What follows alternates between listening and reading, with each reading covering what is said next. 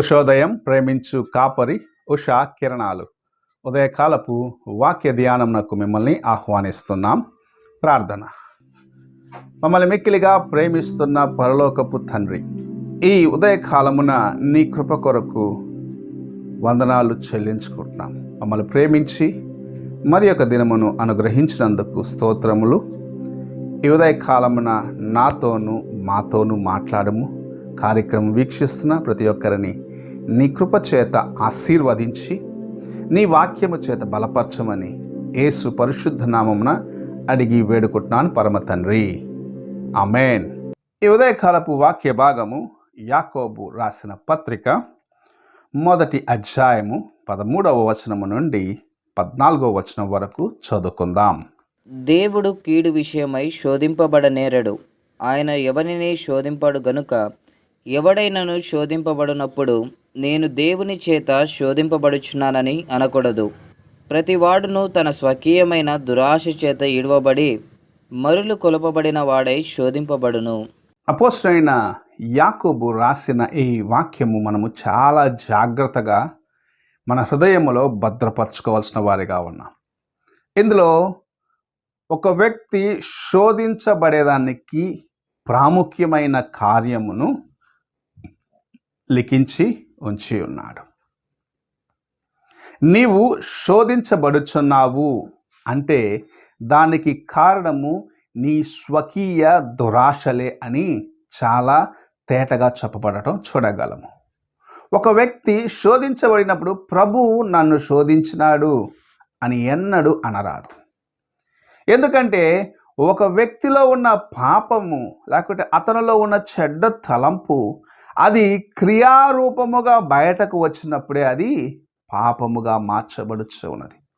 అతని హృదయములో దాగి ఉన్న తలంపు, అతని హృదయములో ఉన్న ఆలోచన క్రియారూపముగా మార్చబడినప్పుడు అతడు చేసిన కార్యము పాపము, అతడు శోధనకు గురి అయినాడు అని తెలుసుకొనగలడు.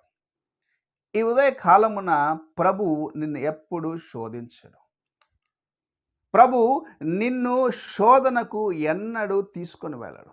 ఆయన నిన్ను పరీక్షించవచ్చు, కానీ నీవు పాపములో పడేంత వరకు నిన్ను ఆయన శోధించడు. యోబు భక్తునికి అపవాది పరీక్షలు తీసుకొచ్చినప్పుడు ప్రభు చెప్పిన మాట, అతని యొక్క ఆత్మ పైన నీకు అధికారం లేదు, అతని యొక్క ప్రాణము పైన నీకు అధికారం లేదు, ఎందుకంటే అతడు నావాడు. అనగా నిన్ను గురించి కూడా ప్రభు ఒక తలంపు, ఒక ఉద్దేశము కలిగి ఉన్నాడు.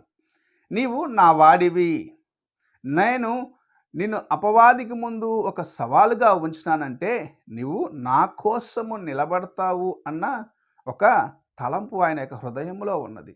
అయితే నీవు పాపములో పడి పాపములో కూరుకొని పోయేదానికి ప్రాముఖ్యమైన కార్యము ప్రభువు నిన్ను శోధించడం కాదు. ప్రభువు నీకు అనుమతించిన శోధనలు కాదు కారణము. ఆయన అనుమతించినట్లయితే నీ విశ్వాసంలో ఎదుగుతావు.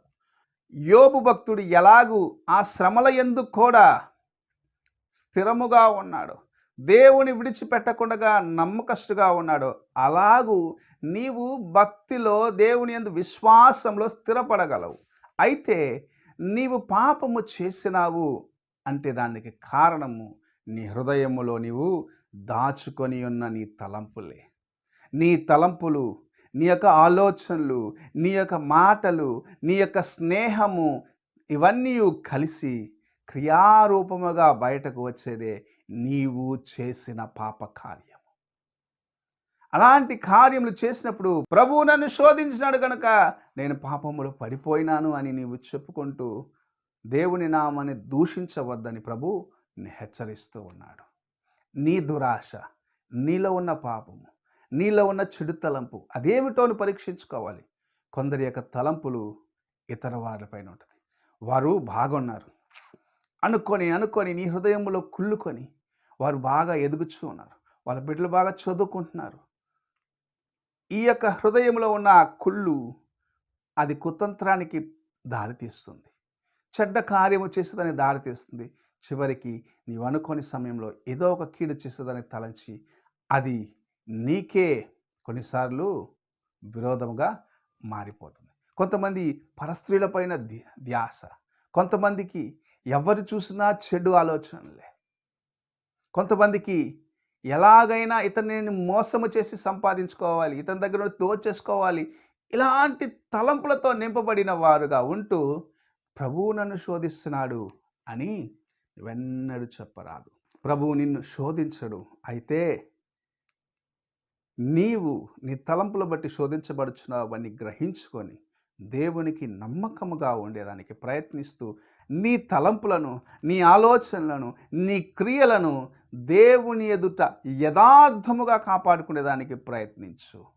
నీవు ఆయన యొక్క రెక్కల చాటునున్న భద్రతను కనుగొనగలవు. నీవు స్వతంత్రముగా ఉండాలని ఆశిస్తూ శోధించబడిన తర్వాత ప్రభువు నన్ను శోధించినాడు అని చెప్పటము ఎంత మాత్రము అది నీకు ఆశీర్వాదకరము కాదు.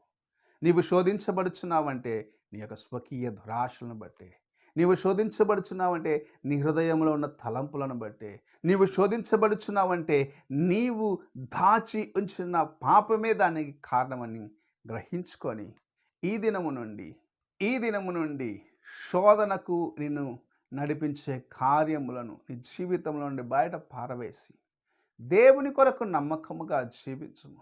దేవుని కార్యములను జాగ్రత్తగా చేయము.